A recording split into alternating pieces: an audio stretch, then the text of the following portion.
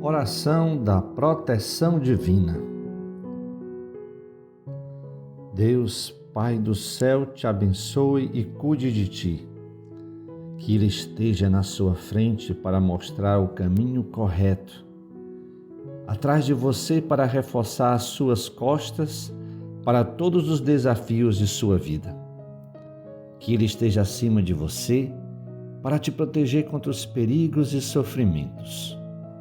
Deus esteja em você como chama ardente, que a luz dele ilumine sua vida e te aqueça.